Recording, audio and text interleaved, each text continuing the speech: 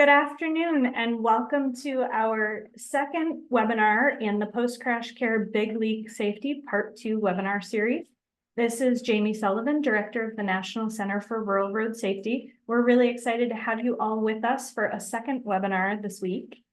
Just a few logistics as we get going. The duration for today's webinar is going to be 2 hours, just a little bit longer than our typical webinars. To activate the closed captioning for the webinar, you're going to click on the Show Captions button at the bottom of your screen. You can also use the drop-down arrow at that same button to adjust the caption settings. If you need to see what that might look like, it's showing on the top right-hand portion of your the PowerPoint slide right now.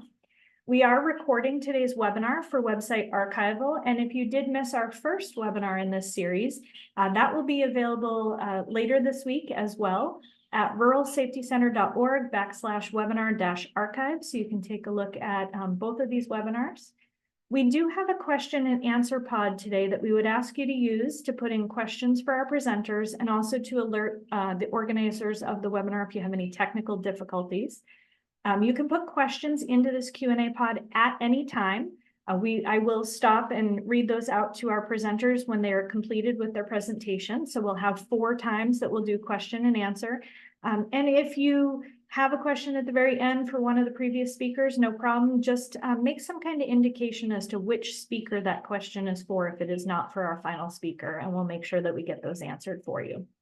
We also have handouts available for download, which is a copy of the slides that you'll see today. That's being put into the chat pod, both as a link and a PDF, and we'll put that into the chat pod a couple of times because we know as you join, you can't see what has gone into the chat pod before you join. So we'll periodically put that in the chat pod for you.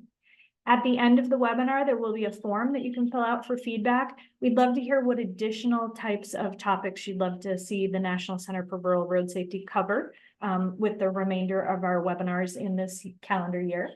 And then certificates of completion will be available for today's webinar. They tend to come out about 4 to 6 weeks after completion of the webinar. And within that email will be a link for you to apply for CEUs if you need that more formal version.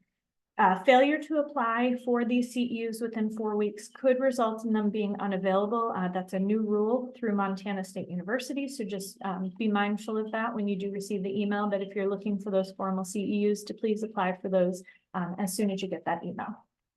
We do also want to thank our co-sponsors for today, the NL-TAPA Safety Working Group. And we'd love to say Happy Rural Road Safety Awareness Week to everyone. We're really excited. This week that happens the 3rd week in July every year is something that we really try and get some of these rural topics out through social media.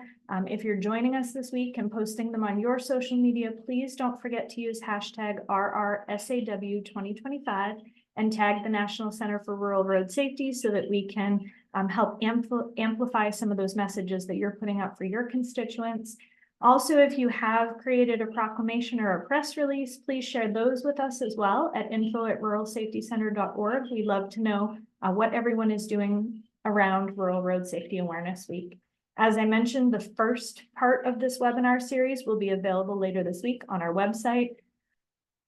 I also wanted to let everyone know that we have a brand new podcast available through the National Center. It is called Home Safely. The episodes will feature rural stories, strategies, and solutions. Episode 1 is already available. You can find that at the QR code. You can also find it as a brand new task or under our website, which is ruralsafetycenter.org. Episode 1 is talking a little bit about rural safety and the National Center for Rural Road Safety. Episode 2 will be released here shortly, as we're hoping that it will talk a little bit more about post-crash care as well, which is the feature for this week. So we'd love to have you listen and subscribe. If you have ideas for who you'd like to see as speakers on the Home Safety Podcast, as always, please email us at info@ruralsafetycenter.org. And then lastly, the Road Safety Champion Program, our Safety 101 program. I want to say congratulations to our 69 most recent graduates. The next round of these modules, if you're interested in completing the program, starts August 19th. Our core modules, which are those 7 base modules, will be available on Tuesdays from 2 to 4 p.m. Eastern Time in August and September. Then we're going to go into our maintenance and construction pathway and our planning and engineering pathway modules, which will also be held on Tuesdays from 2 to 4, October, November, and December. And then our brand new first responder and public health module pilots will be going on Wednesdays from 2 to 4 p.m. Eastern, October, November, and December. The only caveat to that is 2 of our public health modules will actually be an hour earlier just because of the trainer's availability.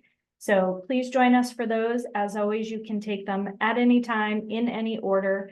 And so you can skip around if you can't make all of them this fall, that's fine. We offer these twice a year, and some of our partners at the LTAPs also offer some of these courses as well. So you're free to take them with them too.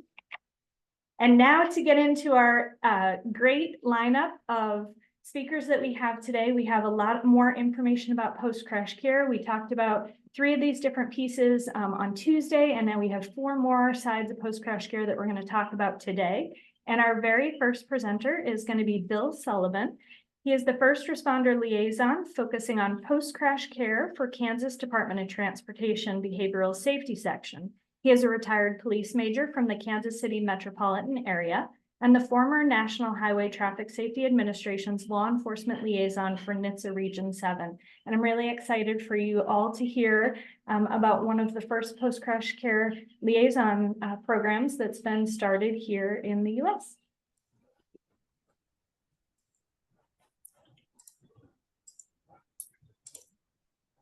All right, everybody hear me okay? Sounds great, and slides look great. Okay, great. Well, I am, again, Bill Sullivan, and I am the first post-crash care first responder liaison in the country. At least that's what I was told. There is one now in Washington, D.C., and some other states are looking into doing it. So I think it can be a valuable program for your traffic safety office. So how we started in Kansas is when our traffic safety division went to the safe system approach. One of the sides they wanted to get more involved in was the post-crash care part of it. So one of the things they decided to do was start a first responder liaison. I work a lot with fire and EMS and law enforcement, but Kansas has always, for many years, had a very successful law enforcement liaison program, and we had 4 of those assigned throughout the state, and they talk with law enforcement, get them to engage in traffic safety and traffic enforcement. So this was developed. This program was kind of developed in that model. I am assigned the whole state of Kansas, and Kansas is primarily a rural state. So I was told from the beginning that they wanted me to really focus on the rural areas, which I do. Kansas also has a traffic safety resource prosecutor liaison, and he works with local prosecutors to help them in traffic issues, especially impaired driving. And we also have a judge, JOL, and she advocates with judges to let judges know some of the traffic issues and their role in it. So it's pretty robust program all in all. And one of my goals and one of my functions is to provide communication between KDOT and the first responder community because they need to hear the kind of both sides from both sides, what KDOT offers to them and then what they can do for KDOT or what their concerns are from a traffic safety standpoint. So just a little recap on the safe system. There's 5 main objectives: safer people, safer vehicles, safer speeds, safer roads, and then the last is post-crash care. And all these systems are meant to be redundant to where if one fails, perhaps the second objective can save someone from either crashing or minimize their injuries. I liked how it was put in our last webinar that it's like a slices of Swiss cheese, where if you make it through one hole, perhaps the next slice will stop it.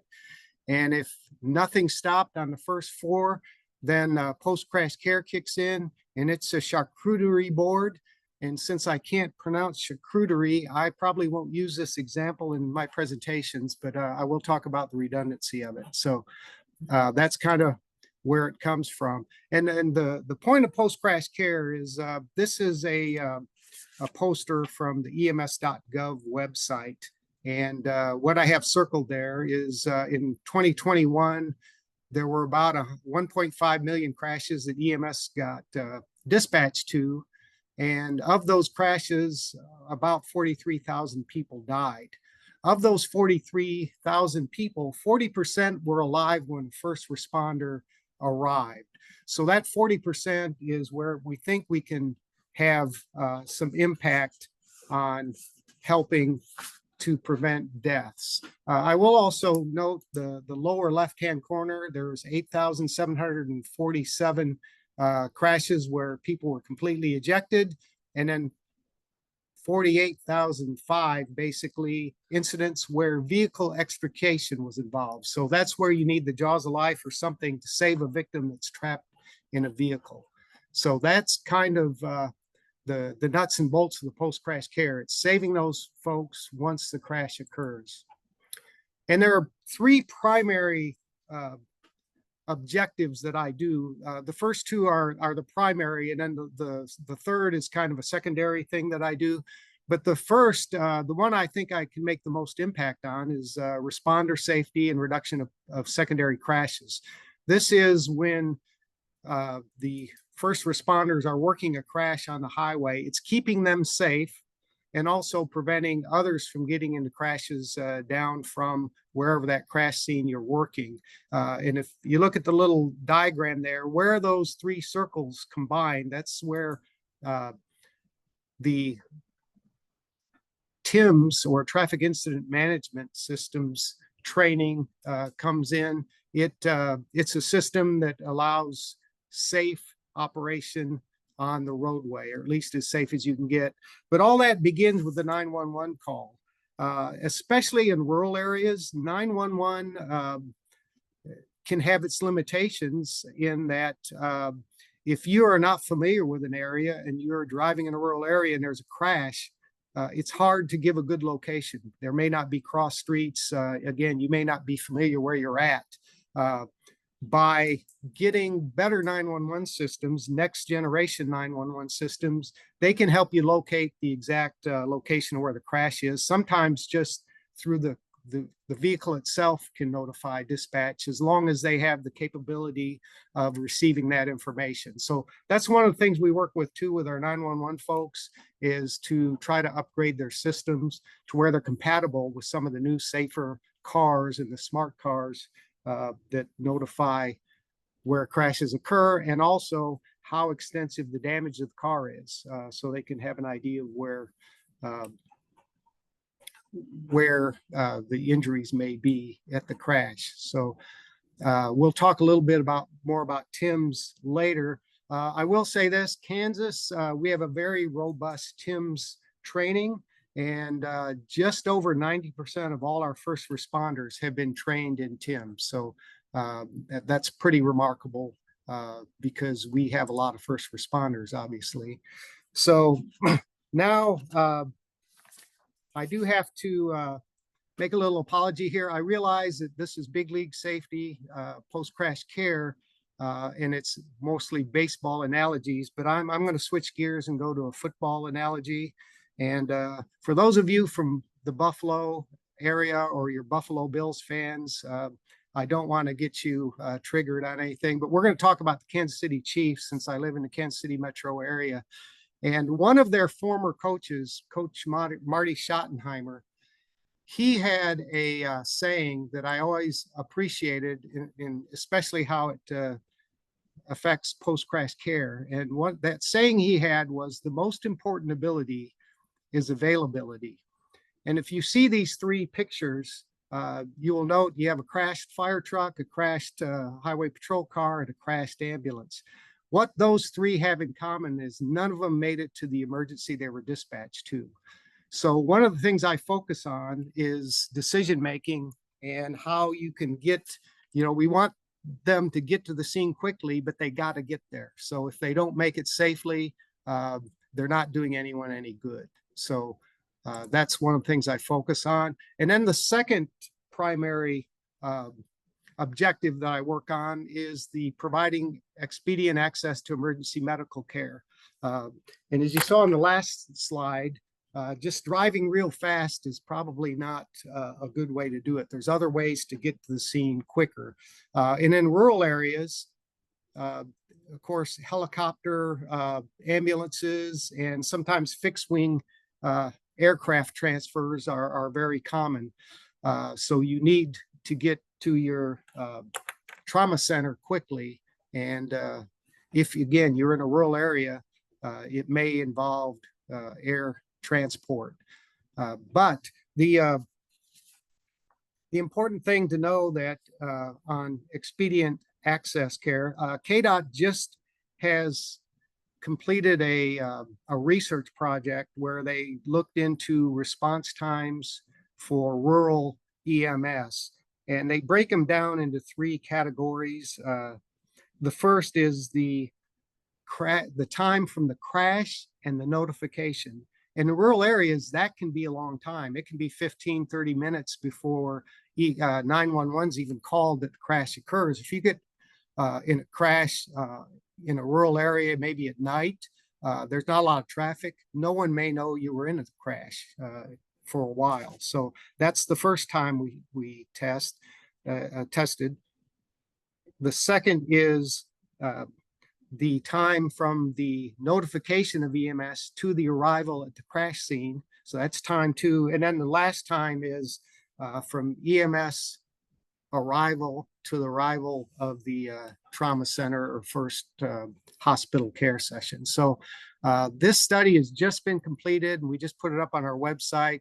But it does show that, especially in rural areas, that response time can be longer than we'd like to see. And of those three categories, many of them take more than 15 minutes. So if you start adding them up, you're at 45 minutes to an hour just in a normal response. So that study, I think, will help us, and it'll help me because it identifies the counties and like the top 10 counties that are longest response time. I can do visits to them, and we can maybe let them come up with some ways or some ideas where perhaps their response times can be quicker. Now, when you're talking rural EMS, rural post-crash care, most of the folks you deal with are volunteers. And so a lot of the ambulance and fire stations are not staffed, especially during the daytime.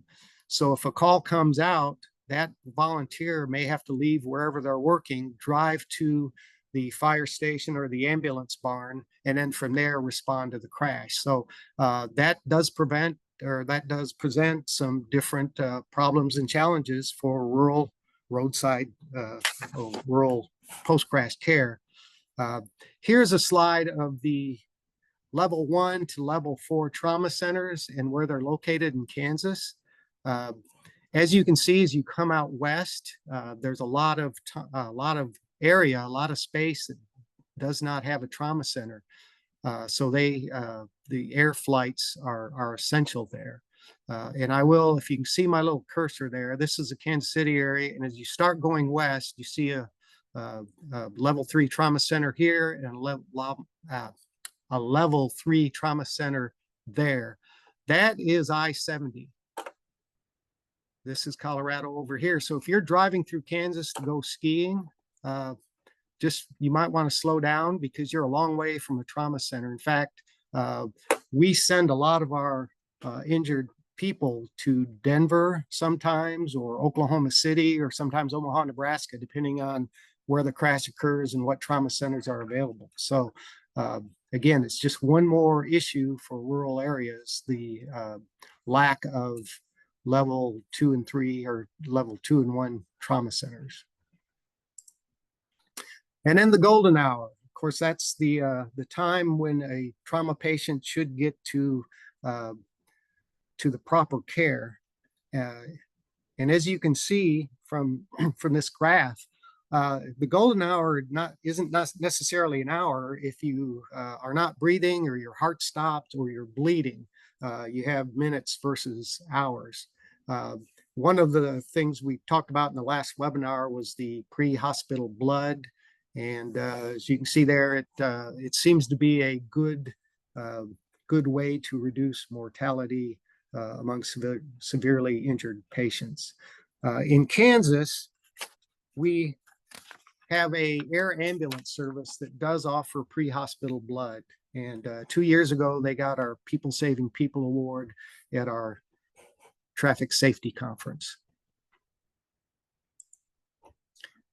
And then this is kind of a graph that shows what type of trauma patients we have in Kansas. As you can see, the #1 trauma patient is from a fall. The #2, though, is from a motor vehicle crash. And that blue line, it doesn't actually reflect all our crashes because it does not include motorcycle or ATV crashes. So that number is actually higher. So it's a pretty good chunk of time for our EMS folks dealing with crashes. And then the third kind of priority I have, and it's kind of my third priority, just in that it's not as important for me as perhaps it is my law enforcement liaisons, but that's offender issues. If somebody is, let's say, an impaired driver and crashes and injures somebody, we want to make sure that person doesn't offend again. And a couple of things that I try to do when I'm speaking with my EMS is talking to them about maybe doing blood draws for law enforcement. If you can get a blood draw quick, especially if someone's intoxicated or impaired by drugs or marijuana, it's very important to get that done quickly. And then witness information. Our EMS and our firefighters often are called to the witness stand if they are dealing with a crash involving an impaired driver, or perhaps there's a fatal crash and they are needed as witnesses. Going to court, especially if you don't do it a lot, can be intimidating. So one of the things we're working on with my traffic safety resource prosecutor and my judicial liaison is coming up with a class for first responders, not law enforcement, on just what to expect if they're doing courtroom testimony, because it can be kind of intimidating. Little fun fact about Kansas and why offender post-crash care with offenders could be important. In Kansas, there's 36,000 interlock devices ordered by courts for someone who was convicted of a DUI or a impaired driving case. Only 10,000 of those are actually installed. Of those 10,000, they have prevented 67,000 starts from a potential driver who was a 0.03 to a 0.79, which is not quite the legal limit. And they prevented 8,300 starts where the driver would have been a 0.08 or higher. So that's a lot of folks not driving impaired that would have had they not been ordered to have their interlock device. So what do I do primarily as a post-crash care liaison? I do a lot of agency visits. And one thing to realize about rural agency visits is during the day, a lot of times these stations are not staffed because they're volunteers. So with that, you have to be flexible. You have to be willing to do your agency visits in the evening or on weekends when they're there. One of the things we do in Kansas with our annual traffic safety conference is we have a post-crash care tract to where we offer training in some of the post-crash care issues. One of the classes we had last year was how to set up an air ambulance landing zone in the field. I was a police officer for 30 years. I never had that training. Of course, I was in an urban area. We never did it. There was a crash I was told to go to assist one of our counties south of us that's in a rural area. It was a head-on crash, 2 o'clock in the morning, a lot of victims. The medic in charge of the scene looks over at me and says, "You need to set up a landing zone. We've called for a life flight helicopter." I had no clue what to do. Fortunately, there was a trooper there that knew how to do it, so it was done. But training like that, I think, is important, and other things. Other things I do is I attend professional conferences, chiefs conferences, sheriff's conferences, EMS conferences, and fire conferences, where I can talk to a lot of the first responders at one time. So it's a very effective way for me to do things. KDOT and I provide a lot of agency trainings. We do a lot of, as I said before, TIMS, traffic incident management classes. I developed a class I'll talk about in the next slide or two on roadway issues for first responders. We do grant work for first responders. One of the things, if they are a primarily rural volunteer agency and they host our roadside issues class, we give them a $500 equipment grant for things like vests and cones and lights to help them in the roadway. And then the other thing I do is attend association meetings. I'm a member of the Kansas Emergency Medical Services Association. They have several regional areas and then statewide meetings, and I try to attend them and give a KDOT update and also listen to their issues to see where KDOT may help them. Some of the lessons learned. Data. I mentioned that study on rural response times. We also have a study, it's not quite done yet, that's studying DOAs. And it starts when a patient's loaded into an ambulance and then transported to the first hospital or trauma center they're going to. How many of those patients die en route? And again, that study's not done yet, but by taking that data and perhaps the data of response times, we can maybe narrow down the areas and counties that we can maybe have some effect on increasing their response times. Again, in-person visits, I do a lot of that, but one of the things I learned when I first started this and I started introducing myself, one of the first requests I got was, "Can you install a stop sign at Maine and Highway 60 or whatever?" And I had to explain, I don't do stop signs, but what we do. Again, if you're going to work with volunteers, you have to do it in the evening and on weekends. And then the little things are appreciated, especially they hadn't had a lot of contact with the Department of Transportation. So when I introduced myself, one of the things I found was very appreciated from especially the rural areas is you can see this picture there, the little baby improperly put in a car seat. Well, if you look above that, we have it's a sticker, it's a whale sticker. It's called "We Have a Little Emergency." And what those are is parents fill in the names of the child and emergency contacts. And those stickers are placed on car seats, but not where you can see them through the window, because you don't want anybody being able to look at it and see who the kid is. But when a first responder, if they go to a crash scene and the parents are unresponsive for whatever reason, they can find these stickers and know who the child is and who maybe a contact would be to get that child somebody to take care of. So a lot of my first responders I found were unaware of these stickers, and these stickers are given out whenever we do child safety seat fitting stations and things like that. So I always leave them a pile of stickers that they can use to give to their citizens or use themselves. And they really appreciated that, even though it's just a simple thing.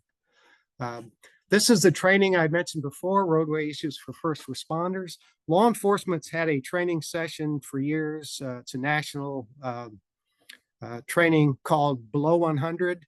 And the idea is to keep law enforcement deaths 1 year below 100, which has never happened since the 1940s. But it's set up for law enforcement. What this class did, I kind of set it up. It's for all first responders. And it talks about decisions they make that are under their control to help them stay safe, how to respond safely. If you're a volunteer, those volunteers have to respond in their POVs or their personal cars sometimes, or at least respond to the station. How are they driving? What are they doing to get there safely? That kind of thing. And then we talk a little bit about a little bit of the roadside stuff. It's not a TIMS course, but we talk about what do you do in the first 15 minutes. And in a lot of times in a rural area, it's an ambulance and a deputy, and that's it. You don't have a lot of resources. So what can you do to set yourself up so you don't get hit by another vehicle? And again, if you have that training and you're primarily a volunteer agency, you can receive a $500 equipment grant by going to that training. And that's been very popular. Again, most of the time when I give these trainings, it's in the evening or on the weekends, because that's when the volunteers can show up. Some future things we're going to do is I talked about the courtroom testimony classes. We have just received a grant for citizen first aid for first responding citizens. And it will be done. We are going to focus on some of those counties that perhaps have longer response times to where citizens are trained in stop the bleed. And then there's a little section on being safe on the roadway. You don't want to just run in and give first aid if the road's not safe. So we'll talk a little bit about that. And then they'll receive a trauma kit and perhaps a vest, a highway vest, and maybe some cones, that kind of thing. Mental health for first responders, we're working on some classes on that. Response grants, we're dealing with maybe some Jaws of Life, equipment like that. And the data merge, we're going to try to merge crash data with EMS data, with hospital data, so we can follow a patient from basically from the 911 call all the way to their end of their hospital stay. We're looking at grants for rural EMS. There is an issue now where there's a shortage of EMTs and medics, especially in rural areas. So maybe we can get some training to where we can pay some of their tuition for that. And then law enforcement is often the first one to arrive at a crash scene. And we're thinking of maybe grants to send law enforcement to advanced EMS training. And then the last one, which is becoming a big issue, is electric vehicles. How do you deal with a fire, a crash? Where do you cut wires? That kind of thing. So that is my presentation, and that is my information if you need me. So thank you, and I'll turn it over to you, Jamie. Perfect. Thank you so much. So if we have any questions for Bill, please put those in the Q&A pod right now. And we'll ask him just a few before we move on to our next speaker. So Bill, our very first question for you is, are you aware of any other states who use the child seat stickers? I am not. I don't know if it's a Kansas thing or a national thing. I just know it's been very popular here. And I also am unaware of other states who use it. I'm sure there must be, but I do know that there's at least some advocacy groups that are using it as well. So if anyone else is using them, go ahead and drop that in the chat. We'd love to know if your state is one of those using it. Another question for you, Bill, is that someone is interested in learning more about grants for law enforcement training. Would you know where they should look for those? Well, the first place I'd go is if you're talking about law enforcement, go to your state highway safety office, because they already have a lot of them set up that are if you're in law enforcement, they've probably already done it and are doing it, and they're fairly simple to get. So that's the first place I would get, or I would look. Check let's see, NHTSA website. They talk about grants for enforcement and things like that. But yeah, there's a lot of it out there. I will just say that. And then our last question for you is, we've had a lot of people who are listening today, some who will listen to this as a recording webinar. If they were interested in starting the First Responder Liaison program in their state or county, what's the first thing that you would recommend to them to do to get started? Well, the first thing would be make sure you have a good idea of what you want to accomplish. And in our case in Kansas, with our law enforcement liaisons, we already knew kind of the model. But with the first responder, you're dealing with different people. You're dealing with a lot with firefighters and EMS. My advice would be to get someone who kind of knows the traffic safety culture, with grants and things like that. And then secondarily, someone who is good at speaking with first responders. Perfect. Thank you again for providing us with all this information. Congratulations on being the first across the country, and thank you for presenting today. Thank you. So our next speaker is going to be Lauren Stewart. She has been the director of the Maine Department of Public Safety's Bureau of Highway Safety since September of 2005. As the director, Lauren oversees federal and state-funded behavioral highway safety projects and programs that are specifically targeted at eliminating and reducing traffic crash fatalities, serious injuries, and property damage. She previously served 3 terms as secretary for the Governor's Highway Safety Association, and she brings to highway safety a combination of over 40 years of education and public and private work experience in the areas of business, finance, safety, risk management, project management, and system design and analysis. I'm really excited for her to talk about some of the strategies and solutions that Maine is using when talking about post-crash care. So Lauren? Thank you. Can everybody hear me okay? Yep, and we can see your slides as well. Okay, wonderful. Thank you. Jamie, thank you for that introduction, and thank you for inviting me here today to talk about 2 exciting projects that Maine is and has been doing with our Office of Emergency Medical Services. As Bill mentioned, the safe system approach emphasizes that the ability for first responders to provide immediate care to people injured in a crash is critical. Since I've been the highway safety director, I've been passionate about working closely with our EMS office to promote projects to ensure that our first responders have data, tools, and the support they need to be more effective. Given the rural nature of our state and knowing that around 39% of fatal crash victims do not arrive at a hospital timely enough to prevent their injuries from becoming fatal, we feel that support of EMS in the safe system model is essential. In Maine, we're fortunate to have our state EMS office housed in the same building and under the same Department of Public Safety as we are in the Highway Safety Office. Since 2006, the Bureau of Highway Safety and the state EMS office have been working together to ensure that all Maine EMS providers benefit from available highway safety funding. Most of our collaboration has come through our Traffic Records Coordinating Committee, and if you ensure that your EMS folks have a seat and are an active member of your TRCC, then it doesn't matter where your EMS office or your highway safety office are housed. But it's critical to find them, find out who they are, where they are, and introduce yourselves, because there's a lot of collaboration that can happen. Before I begin talking about the couple of projects that I'm here to talk about today, I wanted to tell you a little bit about Maine. Maine is considerably more rural than urban. In fact, there's only 3 urban clusters. Portland, which is our largest city, is located in Cumberland County. Lewiston, Auburn in Androscoggin County, and Bangor in Penobscot County.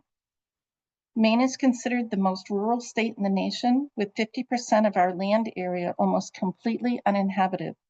We have a population of just over 1.3 million, and we have 3,500 miles of coastline and 17 million acres of forest land, which is home to about 6,000 lakes and ponds. Our largest county that you see in the top of the state, Aroostook, only has a population of a little over 67,000. Yet the county itself is larger than Connecticut and Rhode Island combined. Reliable technology, including internet, is difficult at best in many places in Maine. And as you can imagine, it takes first responders considerable time to get to the scene of a crash and considerable time to transport to the nearest hospital. We only have one level 1 trauma center, which is located in Portland, down in Cumberland County, down toward the southern end by New Hampshire. And this is why post-crash advances are so important to me. Okay, the first project I want to tell you about is preventing roadside deaths.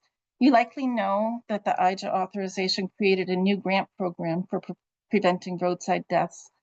And as a result, in October of 2023, Maine EMS began the process to equip emergency medical services vehicles throughout the state with vehicle-to-everything technology to improve roadway safety for first responders, increase the safety of the patients and EMS clinicians rendering post-crash care, and to create safer roadways for those motorists and passengers traveling near and around emergency vehicles.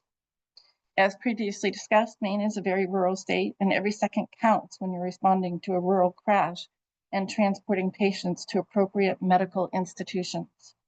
Having the ability to let other drivers know that ambulances and first responders are roadside en route will presumably allow faster access to post-crash care.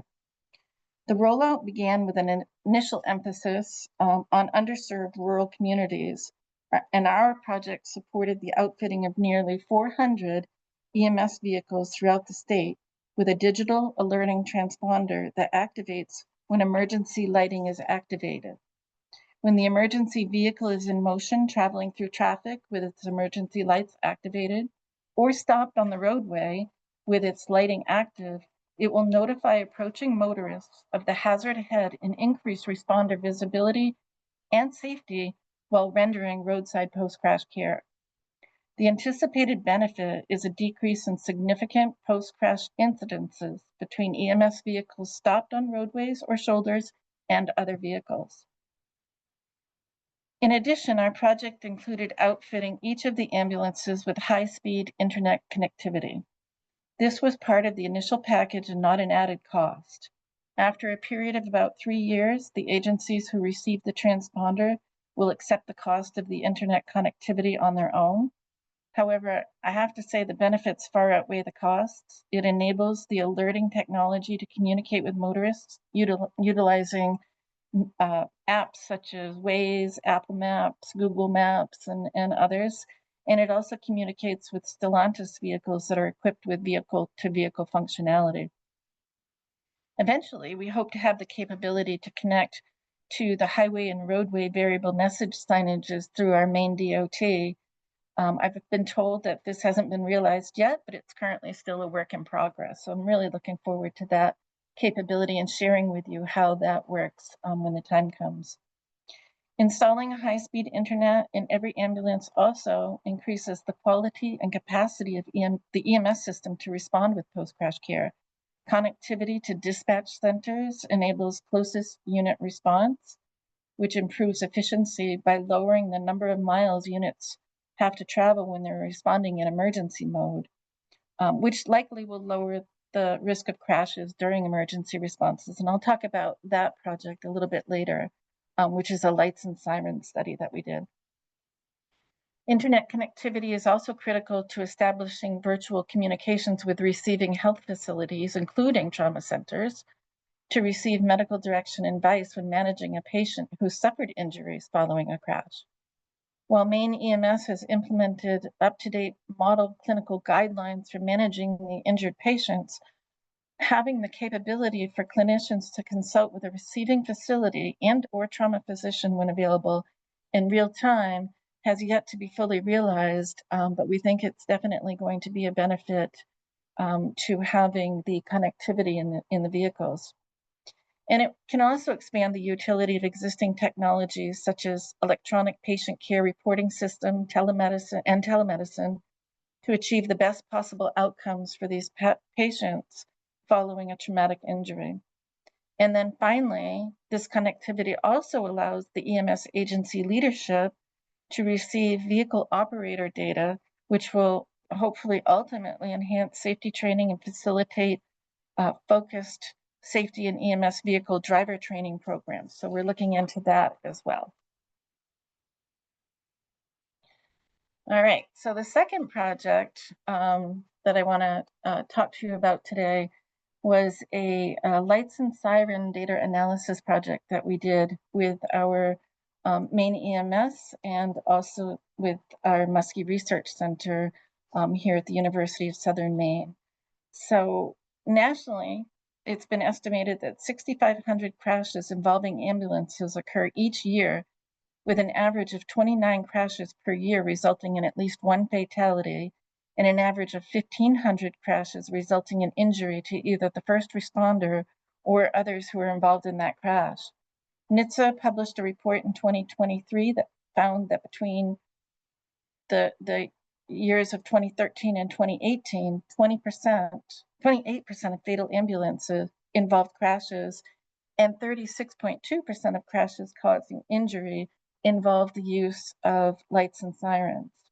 So we believe that, Maine EMS and the Highway Safety Office believe that to be true as well.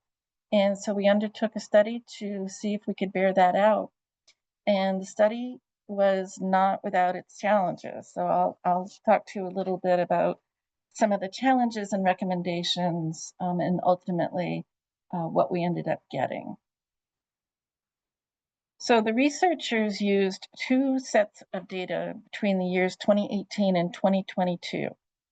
A run report data set of just over 1 million records and a crash data set that contained just 215 records. To accurately merge those two sets, the DOT crash records with the EMS run records, there was a two-approach strategy that was implemented. The first one was a matching on VIN and date. The first approach involved attempting a merge based on the vehicle identification number, or VIN, and date, as both data sets contained VIN information. Although the crash records had complete VIN data, only 50% of the EMS run records had the information. So 50% lacked it, and records that aligned in both data sets were flagged as possible matches. After establishing an initial set of likely matches based on VIN alignment, the remaining unmatched records were reviewed for similar VIN patterns. During the review, a small number were identified as near matches, where the VINs were nearly identical except for minor discrepancies, such as missing a digit or a substitution like a 5 in place of an S, or a 0 instead of an O, or vice versa. These records were added to the list of potential matches, which expanded the pool of candidates for further verification. Under refinement and sorting, possible matches, including the near matches, were isolated and sorted by date, VIN, and time. The resulting file consisted of a single crash record for each crash, interspersed with run records for the same date and VIN. Records with the same date and VIN were identified as belonging to the same case, and each case was assigned an identifying number. Any cases where the crash occurred prior to any runs were filtered out. In each remaining case, only the run immediately preceding the crash was retained, and the time lapse between the start of the run and the crash time was calculated. And then finally, under validation and final match, some of the run report narratives were reviewed by the research center and the folks from the Maine EMS office to confirm that a crash likely did occur during the runs in question. Cases identified as non-runs were removed, and the remaining records were designated as likely matches if the time lapse was under 90 minutes. Through this approach, 38 potential matches were identified between the DOT crash data and the EMS run data. The second approach was matching on agency and date. So this approach involved attempting to merge on agency name and date. Prior to beginning, we excluded any records that contained VINs, since all records containing VINs had already been matched in the first approach or shown not to be true matches. We then removed any runs or crashes lacking agency information. Both crash and run files were sorted by agency and date, and matching functions were used to identify potential matches based on these criteria. Records that aligned in both datasets were flagged as possible matches. Possible matches were then isolated and sorted by agency, date, and time. The resulting file consisted of a single crash record for each crash, which was interspersed with run records with the same date and agency. Records with the same date and agency were identified as belonging to the same case, and each case was assigned an identifying number. Any cases where the crash occurred prior to any runs were also filtered out, and each remaining case, only the run immediately preceding the crash was retained, and the time lapse between the start of the run and the crash time was calculated. And that gave us a final remaining records that were designated as likely matches if the time lapse was under that 90-minute mark. And through this approach, 76 additional matches were identified between the crash data and the EMS run records. The above approaches successfully matched only 114 of the 215 crash records to a run record, so the process is certainly imperfect. And the absence of data in some records introduces uncertainty and limits our ability to confirm with any confidence that the pairs represented true matches. All right, so as you can tell, this study identified a number of challenges to establishing a rate ratio for crashes related to lights and siren use. The most reliable way to establish a match between runs and crashes is by VIN and date, but the VIN field, as I said earlier, was left blank in 50% of the run reports.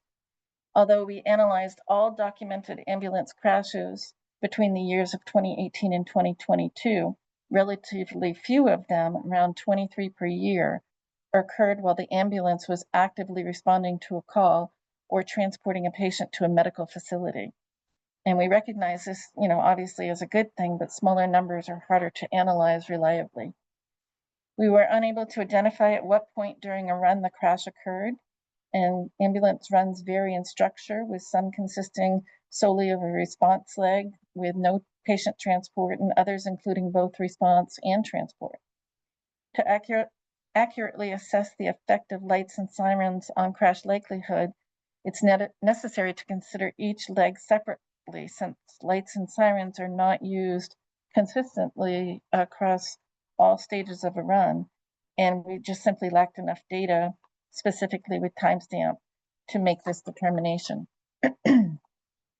Complicating things further, each leg of a run could be either downgraded or upgraded, resulting in instances in which lights and sirens were turned off or partway through the leg of their journey. And therefore, even if we had a timestamp to delineate the leg in which the crash occurred, identifying whether lights and sirens had been in use at the exact time isn't always going to be possible. And then some runs appeared to be missing from the data completely. The narrative samples that we reviewed included a comment referencing another emergency vehicle that was involved in a crash while en route, but no record for that run was ever found.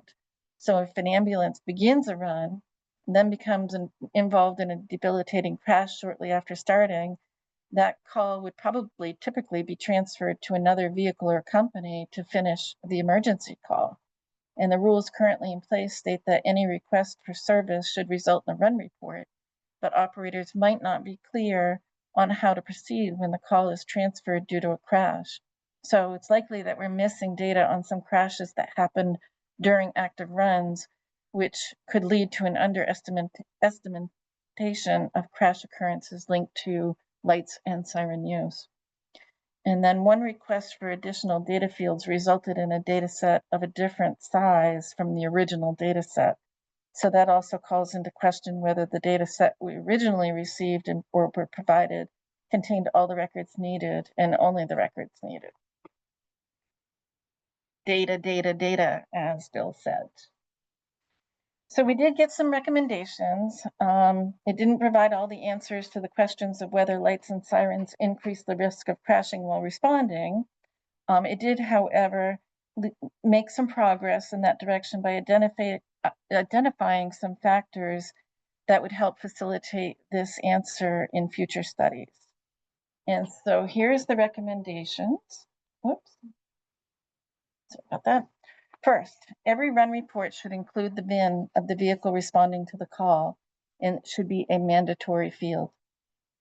Number 2, EMS agency staff should be trained on the importance of completing a run report, even if the run in question has been suspended due to a crash while responding. The data query that we received from the EMS should include the following variables: agency name, ambulance or VIN number, incident date, response mode to scene, additional response mode descriptors such as lights and siren usage, transport mode scenes, whether it's emergent or non-emergent, additional transport descriptors, a report narrative, timestamps, unit notification, unit arrived on scene, unit arrived at patient, unit left scene, unit arrived at destination, and unit back in service. The 4th recommendation would be that the query from the EMS should be refined and then saved to ensure that it consistently pulls the same records each and every time. And then finally, given that ambulance crashes pose a significant threat to patients, Maine EMS personnel and the public should consider classifying ambulance crashes as sentinel events and implementing a crash reporting system to capture more data on these events. So in short, future studies could be improved significantly by ensuring complete data collection and run reports, by expanding the data fields provided to researchers, and by saving the resulting queries associated for consistencies. And these are all changes that could be implemented while operating with the existing data collection tools that we have. A more comprehensive approach could be to classify ambulance crashes as sentinel events and develop a separate crash reporting system. But I think that would be rather costly and probably not, certainly wouldn't be economical. By taking a proactive approach to safety, by implementing some of these recommendations, response agencies can reduce the risk of future crashes and enhance post-crash patient care. And so that concludes my presentation. I know that was a lot of information. I thank you all again. My contact information is up here if you have any questions or you wish to discuss any of the projects, and it has been my pleasure to be with you today. Thank you, Lauren, for describing those 2 projects that Maine has been doing. Again, if you have any questions out in our audience, please put those in the Q&A pod at this time. We do have a couple that came in for you, Lauren, so far. The first one is, with these 400 equipped ambulances, how many belong to full-time or volunteer agencies? I assume similar to Kansas, you have lots of volunteers. I'd be curious to hear how this has helped with near unit identification and reducing crash time. Yes, thank you. Most of our ambulance services are volunteer, and we have a total of somewhere around 269 services in Maine. And so, obviously we went with the most rural ones first to try to give them the connectivity to be able to, respond faster and get people to hospitals and trauma centers more quickly. And then the next question we have to you is, do you know why LNS might be associated with more crashes? So that's a contemporary research. People feel researchers have been looking at that for a number of years. And, I'm no expert in, ambulance driving, but it seems to indicate that lights and sirens are not always needed in response to a crash, and that it may play a part in exaggerating fright from drivers who are on the road with ambulances. It makes people more anxious, including apparently the ambulance drivers. So I think it's just something that people are looking into. I think it's fairly new, and our EMS director wanted to see if we could prove it was or wasn't true in Maine. And as you saw, we weren't actually able to prove anything other than that we don't have the data we need to do a really good study for it. And then the last question, it looks like, are what are village public safety cops? Village public safety costs? Uh, cops. I'm not sure if this is something that you said or if it was something that came up before. I don't know what village public safety cops are. Okay, so for the person who asked that in the chat, if you could put a little bit more information, we'll come back to your question. You could put it in the Q&A pod for us. That would be great. The last question that we have for you, Lauren, is post-crash care spans all response disciplines, so law enforcement, fire, EMS, with the ability to get aid to crash patients and 911 calls for service. What are your thoughts on tracking and creating data sets or fields for all crashes with emergency vehicles in future MUC editions? I think that would be extremely helpful, and it sort of lends itself to one of the recommendations that the Survey Research Center gave to us, which is, creating your own data set or your own run report for ambulance vehicles only. So if that were feasible financially, I think that certainly is something that we would do. And we are actually looking to be completely MUC 6 compliant within the next year. So Maine is one of the states who tries to be 100% MUC compliant in adding all the available data elements.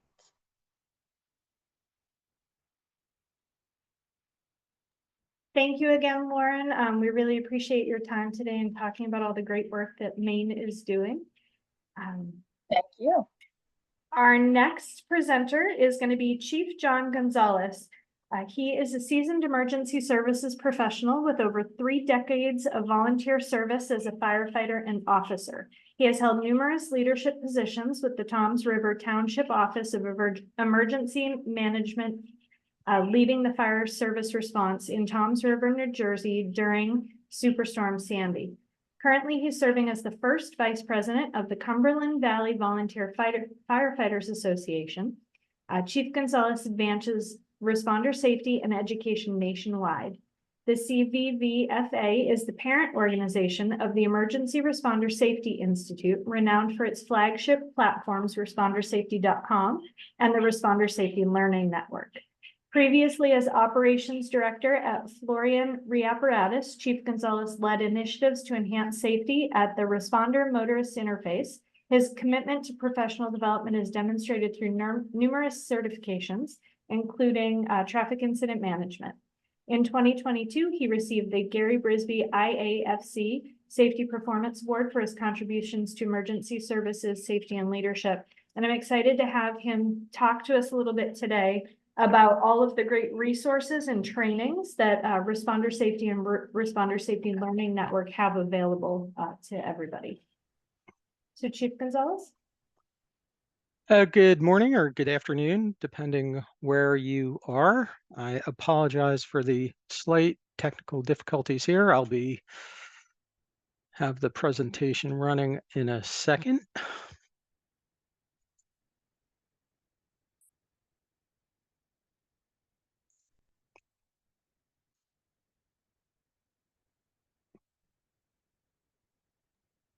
It looked like what you had pulled up just a second ago was working. It just wasn't on the first slide.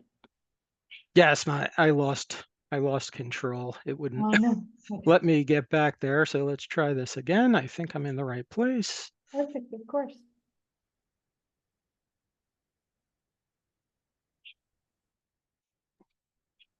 So Responder Safety and Responder Safety Learning Network that you're going to hear a little bit about here in a second has been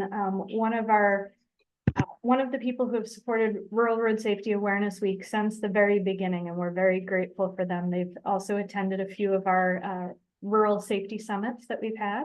And so we're excited to have them talk a little bit more about what they have. One of the things is the traffic incident management training that we do incorporate into our road safety champion program as well. Okay, Chief, it looks like slides are up now. Great, excellent. Thanks, Jimmy. I appreciate that, and we're excited to be here. we're excited to participate this year in Rural Responders Safety Week and share the message and promote the training and awareness to keep responders safe while working out on the roadways. So what are secondary crashes, right? We're here to, the topic today is to try to prevent secondary crashes. So Federal Highway Administration defines a secondary crash as a crash that occurs at the scene of an original crash or in the queue, including the opposite direction. I'm going to show you a couple of short video clips that do not have any sound associated with them.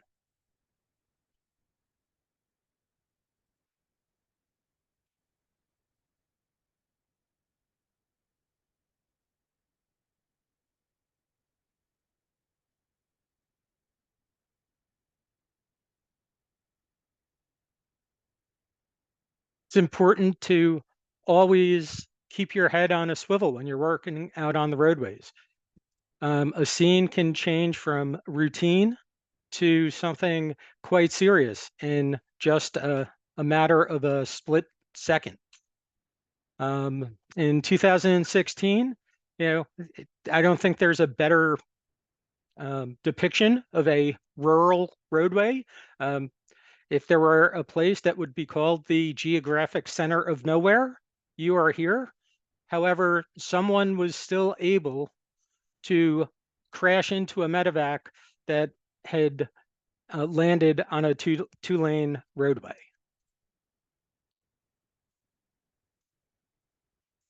How often are we in rural areas have weather conditions, curves, hills? At any time, you can have a vehicle come out of control and enter into your incident area.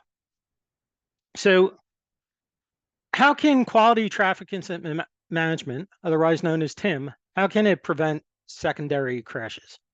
So one of the most respected national speakers on emergency services topics, Gordon Graham, for years has said one of his catchphrases is, if it's predictable, it's preventable. So with the amount of struck by and secondary crashes that occur, clearly these incidents are predictable. So what are we doing to try to prevent these incidents?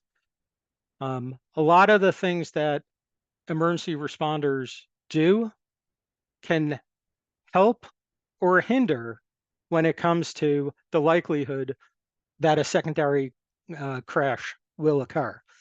So traffic incident management is a team sport, and it's all of our responsibility because each discipline, everyone's life depends on it. It doesn't matter if you're law enforcement or fire or EMS or towing.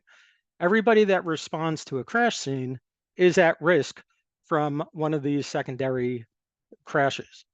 The other people that are at risk are the motoring public. For a secondary crash is not a struck by incident, but a crash that occurs in the queue because the traffic incident management techniques that are being used by the responders are potentially creating other hazards. So what can we do and how can it help? So across our agencies, we need to prioritize the TIM training and practice TIM techniques when we're actually training. For a fire service, if you're out conducting a training exercise, say you have an acquired structure, we'll also set up some traffic control and practice utilizing proper traffic incident management techniques. So it becomes second nature when you're out on a scene. Create SOPs or SOGs and then follow them after you've implemented them. You can establish local TIM teams. As I said, it's a team sport. Fire, police, EMS, towing, DOT, everyone needs to get together and make plans. Communication, cooperation, and coordination, the 3 C's. It's important that we communicate clearly with each other, that the different agencies understand what the participants are saying, and then that we're cooperating with each other and we're coordinating our efforts. The use of proper high visibility PPE and establishing advanced warning is very important. As said in Maine, the use of digital alerting technology, and we'll go into that a little bit later, that is extremely helpful. There's been quite a few studies that have shown the likelihood of a secondary incident occurring when motorists are aware that something is up ahead dramatically reduces. And then managing emergency vehicle and scene lighting. For years, we have in emergency services had said we need more lighting so people can see us. But in low visibility conditions, the current intensity and flash patterns of emergency lighting that's on emergency vehicles can actually be blinding the motoring public that approach the scene and cause more of a hazard for us. So an example of terminology, upstream is anything before the incident area. Downstream is anything past the incident area. So if we're giving instructions to a unit coming into a scene where they're supposed to be, if they don't understand the difference between upstream or downstream, that could be a problem. Also, in different areas in the country, different terminology is utilized. So just make sure that you're on the same page with the people in your area. So what's different about rural roads that from a traffic incident management perspective? So we'll go over a little bit later about some of the specific techniques with the understanding that there is so much information to relay that there's no way that we're going to be able to cover most of it. So I'm giving a high overview today, and then going to provide the way that you can access a lot of the resources to get more specific free training. So best practices oftentimes when working a roadway incident on a high speed or multi-lane limited access highway is to take a lane plus one blocking approach. The problem is on a 2-lane rural road, doing that would effectively shut down the entire roadway, which could create real problems in rerouting traffic over miles-long detours. In rural roadway incidents, rural areas, first responders may respond to the scene as opposed to a fire station. And then you have a lot of extra vehicles in the area, and what kind of, on a narrow roadway, where are you going to put all those vehicles? Geography, curves, hills, lack of shoulders, steep terrain, embankments, all challenges caused at a rural road scene. And the increased response time, which has been discussed earlier today. Also, a lot of small rural departments, there's fiscal challenges. You know, they can barely afford some maintenance on their equipment and other safety equipment. Do they have the money to go out and get, you know, traffic control equipment as well? So what's the same though? There's fundamental TIM principles can be implemented the same way at a rural road incident as a 8-lane, 70-mile-an-hour highway. So initiating those local TIM groups, getting to know people, and having the interaction and discussions on how you're going to work together before you're actually on scene together is one of the best ways to approach TIM from a cooperation and multidisciplinary standpoint. Train together. When you're doing TIM training, it shouldn't just be one agency. Let the police department, fire department, your local towers work together. EMS, everybody come together and train and practice. If you're not already doing so, utilize the incident command system. And I don't think I can say enough is use of proper high visibility PPE when you're not in active firefighting operations, when you're exposed to heat or flame. At vehicle extrications, the people working on a patient, law enforcement, EMS, everybody should be wearing the proper high-vis ANSI 107 vests.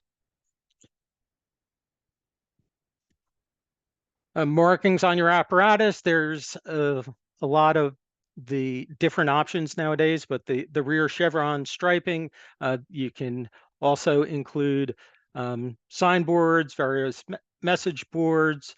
There's a lot of things that are being done today.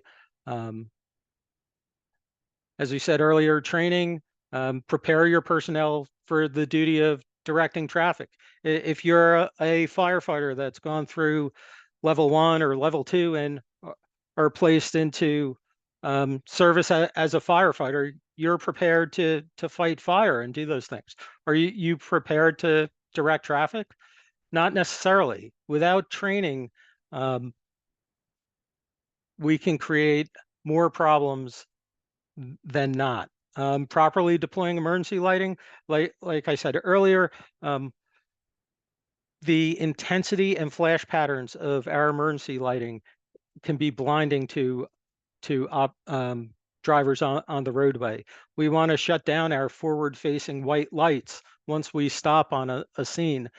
A lot of the lighting packages nowadays, when you put a unit in park, the flash pattern will slow down. Some of today's technology, when multiple emergency vehicles are on a scene, the flash patterns will actually sync together of the different emergency vehicles on scene. After an incident, you conduct an after-action review. What went well? What didn't go so well? What are we going to do next time? And implementing public outreach strategies. Let your communities know about the slow down and move over laws. Every state has a move over law. Unfortunately, they're not all the same. But what are we doing as far as public outreach to our communities to help prevent these secondary crashes and keep ourselves safe? Just going to go over some basic resources for you. ResponderSafety.com. This is 100% free. You go to the website. Things that are offered out on the websites, we have a variety of reports and white papers. There's been studies done on emergency lighting. We have a lot of material that are out there, thousands of pages of different types of material. So we talk about public education and doing outreach. Well, we can give you information, or actually you can download it right from the website, various resources to help with public outreach. Okay. This one is important. We've heard about data and the challenges associated with getting data and data. And I'm going to beat that same drum. We have set up a website, reportstruckby.com, to collect data regarding struck by incidents and near misses. So what we have is, and we are working together, being supported on this project with Federal Highway Administration to collect this data. And we have done a study, and are very shortly, you'll have a dashboard that is available right on the respondersafety.com website, where you'll be able to conduct personalized searches for the types of struck by incidents that have occurred. These reports that are submitted by individuals are vetted for accuracy and then examined and conclusions drawn from them. But it is critical that we receive the data. So if you're aware of a struck by incident, and we see them all the time on various social media sites, if your department has sustained a struck by incident, please report it so we can help get the data needed to justify the problem that we as responders know exist. And the other thing we offer is the Responder Safety Learning Network. It can be accessed through the respondersafety.com site. We are just, as of the past few months, have received CAPCI accreditation. And for EMS providers who are in need of credits, it is a good way for you to obtain credits by taking one of our online modules. So currently we have 49 modules out on the Responder Safety Learning Network. And the topics range a wide variety of any roadway type incident. We have new courses regarding the electronic vehicles and autonomous vehicles, new technologies, different advanced warning. We talked, I heard earlier about the first 15 minutes at a roadway incident. We have a course on that online,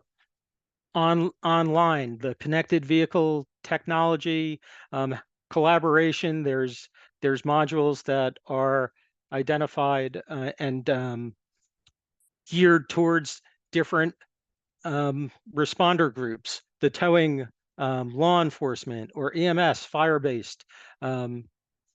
So plenty of resources. And something very exciting about this is, I mentioned it's free.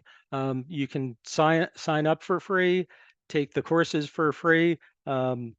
We've worked with the Federal Highway Administration and U.S. Fire Administration.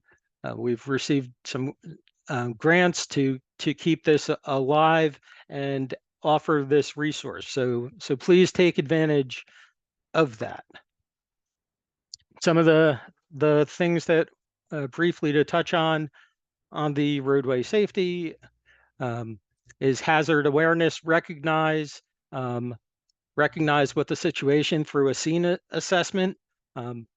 How many number of lanes are on the road you are? What direction of travel is the incident? Is there anything specific about the road layout that other inbound units are going to need to know about? Is there a shoulder? If so, what's the condition? Is it a paved shoulder? Is it a soft shoulder? Is there an embankment on the side of the road? What are the weather conditions? Are they affecting anything? Traffic volume, that's scene size up report is critical.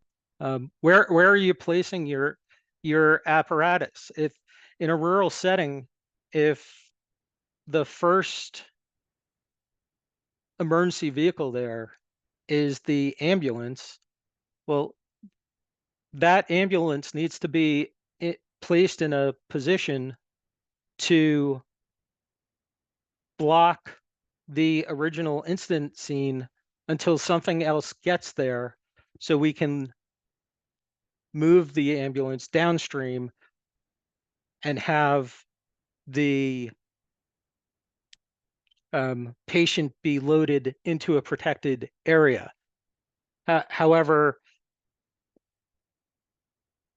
you never know what vehicle is going to get there first. So one of the important things is that we place whatever emergency vehicles there are to first protect the scene and then move to the secondary operations. Again, personal protective equipment. It's one of the most basic yet important things that we can do at any time. Very use of traffic control devices. Use caution when you're exiting your vehicles. Or, if you can exit off the non-traffic side of the vehicle, and then use extreme caution when you're going around the vehicle in that zero buffer area where you're exposed to the potential hazards. Okay. Just an example of what I was speaking about before with the intensity frequency of some lighting. If you're approaching this scene, are you being blinded by the emergency vehicle lights? See, this one is a little better, right? I mean, by shutting down some of the forward-facing white lights, if you're a motorist trying to traverse through here, you see where you're supposed to be able to go. So that's something that we do that can either impact in a positive way or exacerbate the situation on the roads. Some of the other things to be cognizant of out there from a fire service perspective, NFPA does have material that addresses traffic incident management and what is expected to be done. And some of the items that I've shared today is all part of the items identified as best practices in the NFPA. The MUTCD, the Bible of everything to do with roadway. It's the document that says what all road signs need to be. There's a chapter, albeit only a couple pages, in the current edition from pages 854 to 856. That's chapter 6.0, which is the control of traffic through traffic incident management areas. And that pertains to emergency response agencies. So in this book, there are words such as shall that you are expected to do.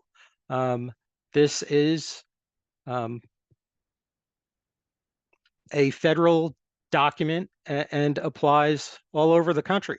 Now, some states have state supplements that have even stricter requirements. So know your state, check what applies to you. Other things that might be out there, you could have some regional protocols imposed by local DOTs or TIM committees or groups, and follow your department SOPs. So with that, I know there was a lot of information and not time, but know that the resources are available at respondersafety.com and the Responder Safety Learning Network. Jamie? Thank you so much, Chief Gonzalez. We know that you guys do have a ton of resources, and so you'll see that reflected as well on Rural Road Safety Awareness Week's Day 5 page, which will be out tomorrow. We do link to quite a few of the things that the chief was talking about, specifically to the traffic incident management module, which I did put in the chat, but we also have a few of their other things, such as the move over public service announcements that were mentioned. And something that I don't think was mentioned, but for all of you to know, is that they also have a podcast that has quite a few fantastic speakers. So we do have one of those listed on tomorrow's website as well, if you'd like to take a look at that. So we don't have any questions right now, but if you do have any questions for the chief, please put those in the Q&A pod. We're going to go ahead and move on to our next speaker just for time's sake, but we can jump back to any questions you may have for the chief after our next presenter. So our final presenter is going to be Randy Wiesinger.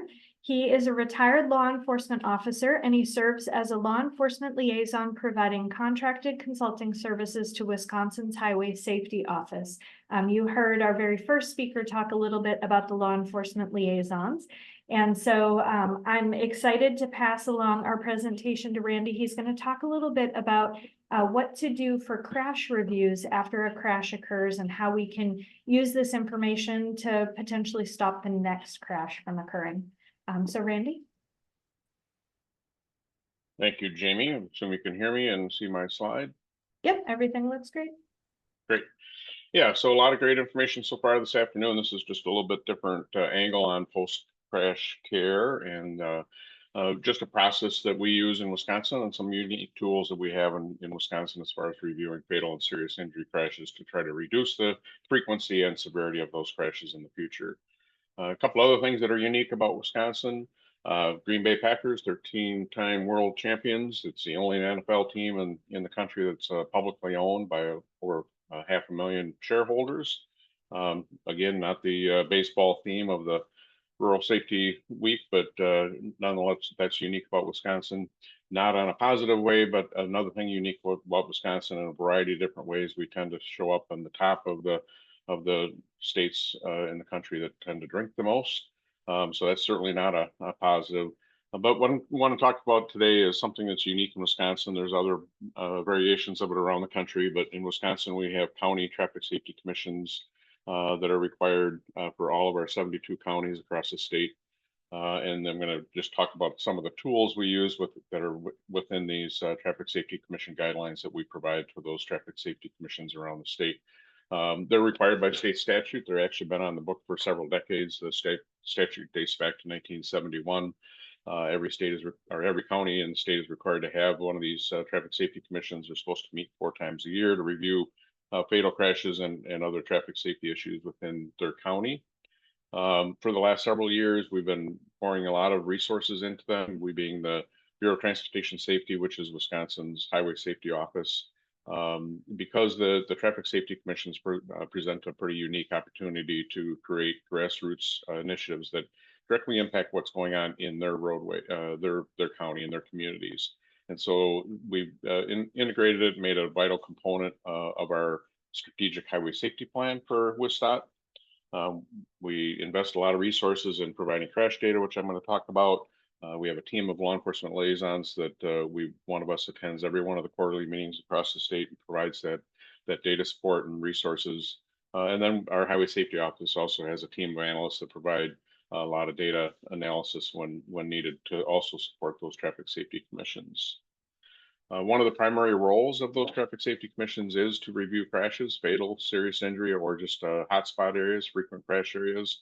They do a wide variety of other activities to traffic safety related in their county or their community. As I said, grassroots initiatives that they can take that affect them locally. But one of the core reasons or roles of the TSC that date all the way back to 1971 is to review the crashes, and so that really comes from who's at those traffic safety commissions. And so who are the traffic safety partners? And we have the community stakeholders and what I would call the government stakeholders. The government stakeholders, as I represent the Highway Safety Office, and we'll have a state trooper there. We have a state traffic safety engineer there, and other government entities that are kind of required to be there. But the power of these traffic safety commissions is really the community stakeholders and who attends those that are from that county and that community and that live and work there. So that not only is it their profession, but it's also their backyard, so to speak. It affects them and their family and their friends. In our guidelines, we have the statutory membership recommendations. So it covers kind of all those the 4 E's that we often talk about: the engineer, education, EMS, a medical representative, a legal representative, and then some people, as I said, from the Secretary, of Transportation or from WSDOT. But then on the bottom, which you may or may not be able to read, many of our traffic safety commissions, especially those that are the bigger, more robust ones, include a lot of other people, including public health, Tavern League, working with the Tavern League for that county or the state, treatment professionals, emergency management, certainly, risk management, citizen representative. These are all open meetings, so sometimes they have just a citizen representative that they appoint to the commission, and a lot of the commissions are just open meetings, and so it's not uncommon to have a dozen or 2 dozen people sitting around the table at these quarterly meetings. For years and years and years, and I think many people can probably relate to this, we tend to look at traffic safety issues through 1 of 2 lenses, and the first is engineering, and so we have a traffic issue, traffic crashes, or maybe we have multiple crashes at an intersection, and we turn to our engineering counterparts and say we need to do something about that intersection. The stop sign doesn't work, so we go to a stoplight. If that doesn't work, we go to a roundabout. And, we straighten roads, we widen the clear zone, things like that. All those things are critical components of a traffic safety plan, and definitely save lives and reduce crashes, but we're never going to engineer our way out of crashes. And then the other lens, of course, and the one that I represent and worked in directly for over 30 years, is law enforcement.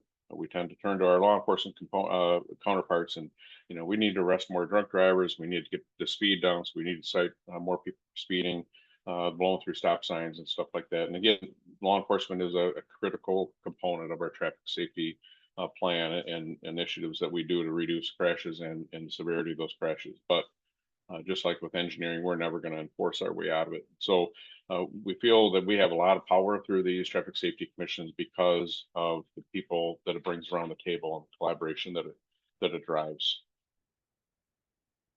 And then with that, over the last couple of years, Wisconsin's been trying to push and implement the safe system approach and kind of looking through that lens. And so, and it's really hard to apply the safe system approach. And Bill explained it all. I'm not going to dig into it. Everybody's probably familiar with it, but it's really hard to apply that if you don't have a wide variety of stakeholders sitting around the table. That includes post-crash care, but it's safe roads and safe road users and safe vehicles. And certainly the speed component is a big one as well. But the real game changer for us and what we provide to our traffic safety commissions is basically a crash data delivery system. Every state has a crash database where we house all of our crash data. And we have a kind of a unique delivery system. So, and it's called Community Maps. We've been working on it for years and years and enhancing it constantly. And it's really turned out to be a very robust tool. And I could spend the entire afternoon talking about the features of Community Maps, but that's not what this is really about. So I'll just mention it. And it's linked directly to the crash database. Wisconsin is 100% electronic crash reporting for law enforcement. So every crash report has to be transmitted electronically, and it provides us with a near real-time delivery system of that crash data back to the community or to these traffic safety commissions. So it takes a reactive tool, which is crash data, and drives proactive efforts. And it's just very, very powerful. And a sidebar, it also helps us improve our data quality. The traffic safety commissions there in that circle are at 9 o'clock, but it starts with a report from law enforcement at the top, goes into the database every 24 hours, goes into Community Maps, and we use that program at the traffic safety commissions. And so it definitely helps us improve the accuracy and timeliness of that crash data. Certainly the data that goes in there today is preliminary until it's finalized, but we don't believe we need to wait until that whole data set is finalized 18 months later before we can actually use it to see trends and review these crashes. So again, the primary role is to get those stakeholders from multiple disciplines, and the power is of the community ones, the ones that live and work in that county around the table to review that. And we provide several tools, and Community Maps is one of those tools.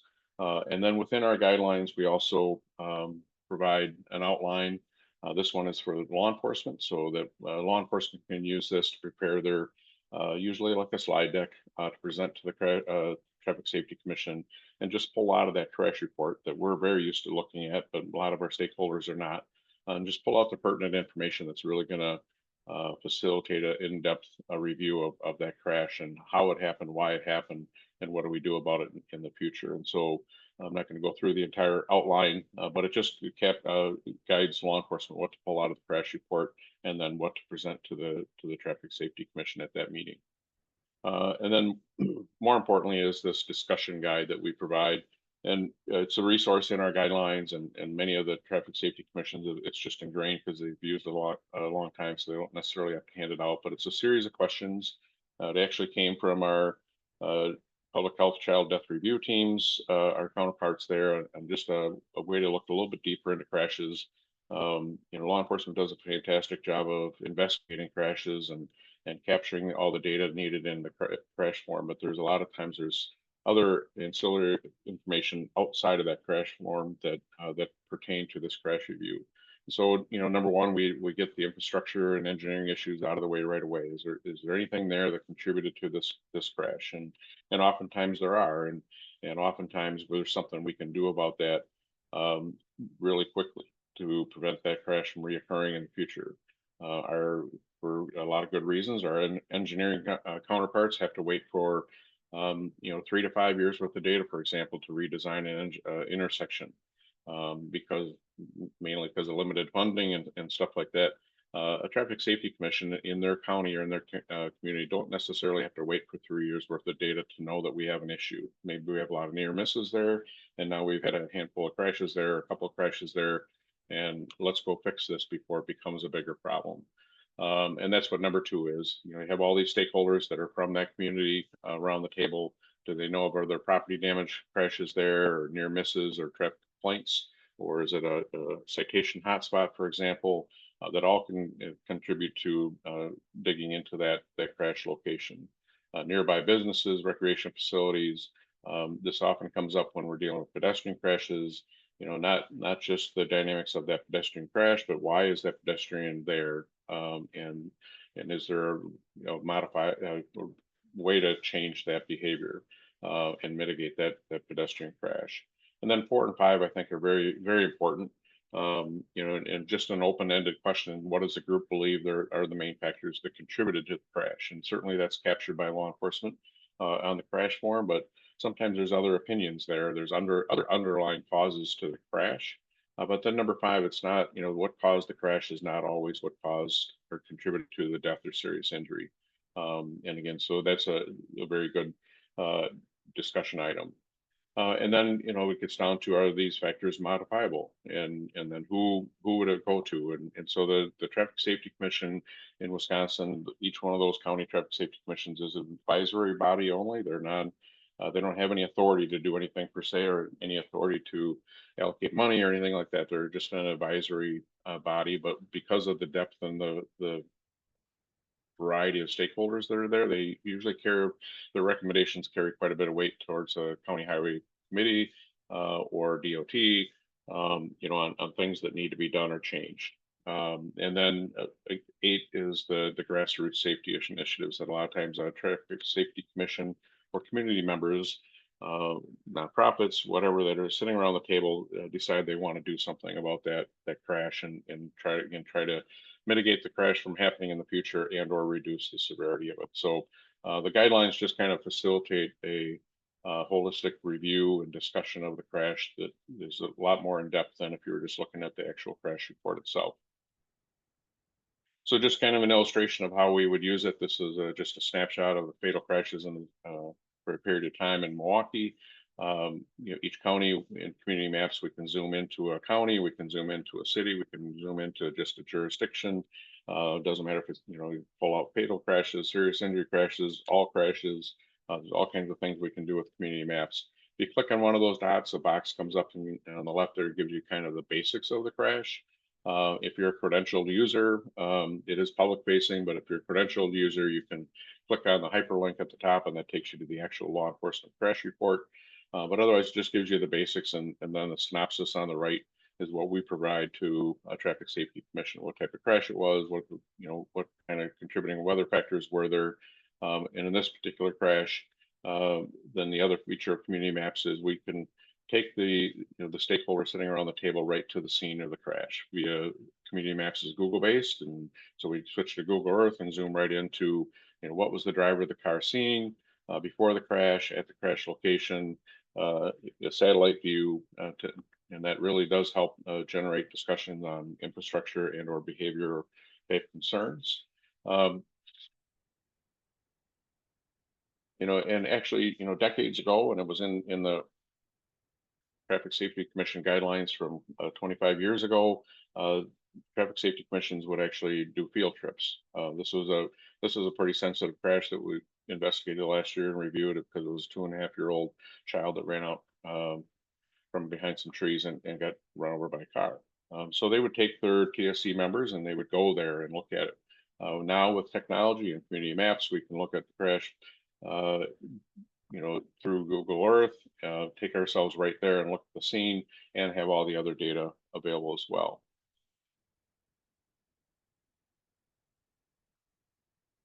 And so then we go back and what we're trying to do again is apply the safe system approach and look at break those different slices of the pie down from the safe road users, the type of vehicle is involved, and what can be done to change that. Speed management is certainly one of those a big slice of the pie there in the safe system approach. And then we just provide on the county profiles, all kinds of data. We do provide, where the nearest trauma centers are, and so they can look at EMS response and things like that.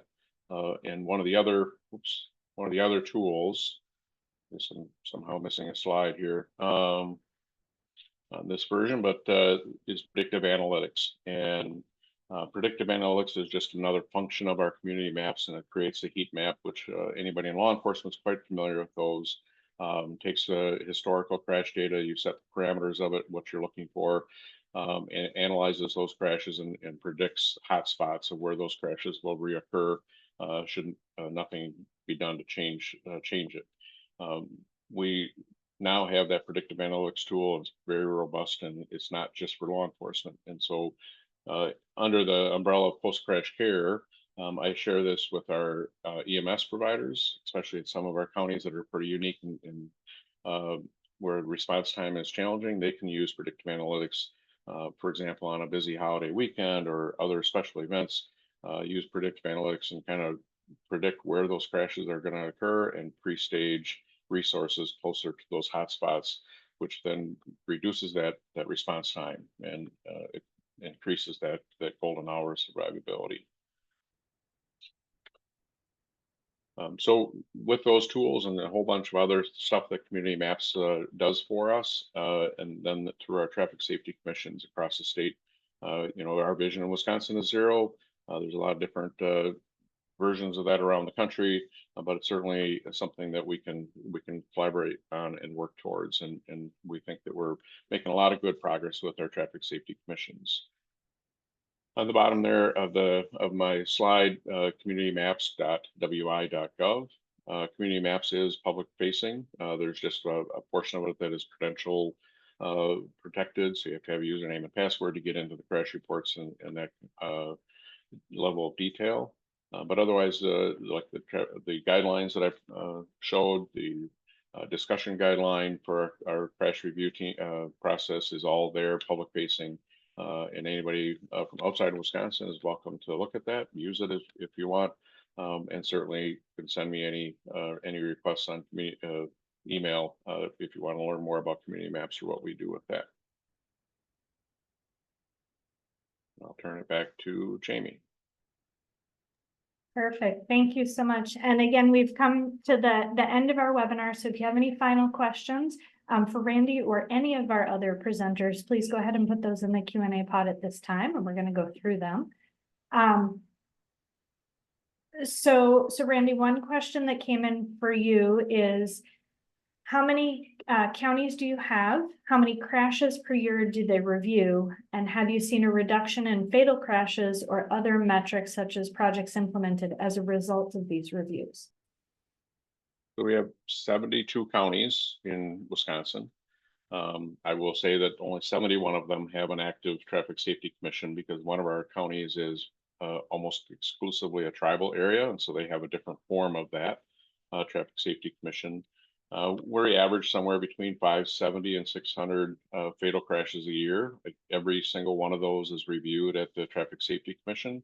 Certainly, we have some counties that only have 1 or 2 a year, and we have counties like Milwaukee County that have, can average 80 plus fatals a year. But each and every one of those are reviewed. In those rural counties where there's only 1 or 2 or 3 or 4 fatals for the whole year, we'll focus more on serious injury crashes because we know sometimes a serious injury crash is only, a couple of feet, couple of seconds, or just a stroke of luck away from a fatal crash. As far as, the trends or, it's pretty hard to answer that, right? Our data is always fluctuating. There's a lot of things that are tied to our crash data, but we do think that they're very, very effective, especially in the vulnerable road user area, pedestrian crashes, motorcycle crashes, bicycle crashes, things like that. In those areas, I think that we've definitely made progress by doing this. Another question that came in for you is, did you have to work through any initial resistance to this type of group, as maybe misunderstanding that a group like this would interfere with the legal law enforcement crash assessment? No, I think the only resistance that we worked through when I started working with traffic safety commissions once I retired from law enforcement and became a consultant, and along with the other 4 LELs, is just change. Change is hard, and so for many of the rural counties, the TSC's been functioning for 50 years, but it wasn't really accomplishing much other than just reviewing, talking about the crashes, and then adjourning the meeting and waiting until next quarter to see what happened. We've seen a transformation, and a lot of that comes from providing the tools such as community maps and the crash data in a usable format for them, to where we have most of our traffic safety commissions across the state are very engaged and very robust. And for those people who are unaware, could you just briefly, could you tell what the difference is between these crash reviews that you do and then the law enforcement assessment that is done right after a crash occurs? I guess I'm not 100% sure what is meant by the law enforcement assessment. The law enforcement is at the traffic safety commissions, and they present the crash that's going to be reviewed, and they present what they know about the crash. But otherwise, they do, their investigation. Several of the counties have a very engaged medical examiner, coroner office that is involved in that death investigation of that crash, and they also present at the traffic safety commissions. Perfect. I'm not sure if that answers the question or not. I guess I'm not 100% sure what the law enforcement assessment Yeah, is no referring worries. to. But yep. And then another question that came in, I don't know if this one is more for you or for the chief, but the question is, what do you recommend for the roadside crash setup if there's only one private vehicle at the scene? So for example, if a volunteer firefighter arrives before anyone else in their private vehicle at the crash scene, how would you do that? Yeah, I would defer that to the chief. I mean, I certainly have an opinion, but he's got the expertise. Okay. Chief, do you have an answer for that question by any chance? I too have some opinions on it, but I'm going to give the official answer based on the Emergency Responder Safety Institute's position. Is we strongly discourage response to scenes, but in personal operated vehicles. It's our desire that everybody responding to an incident would be on an emergency vehicle.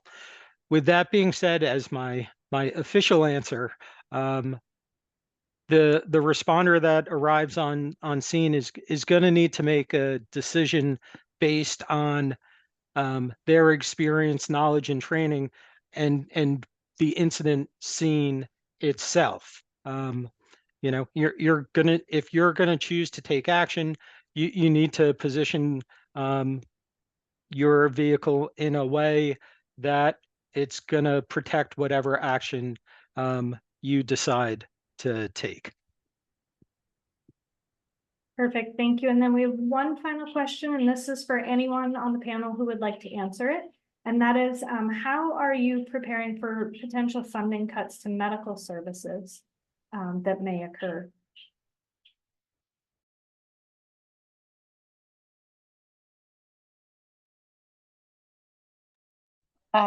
This is Lauren.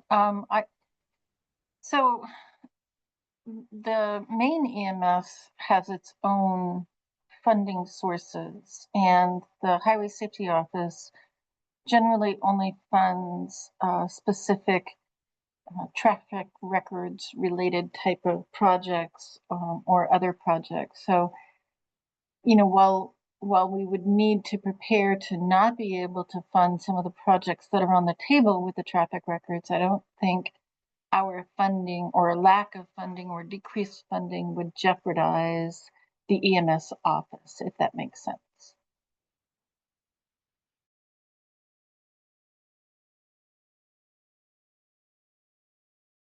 Fantastic answer. Thank you so much for addressing that one. And with that, I do want to thank one more time all of our speakers.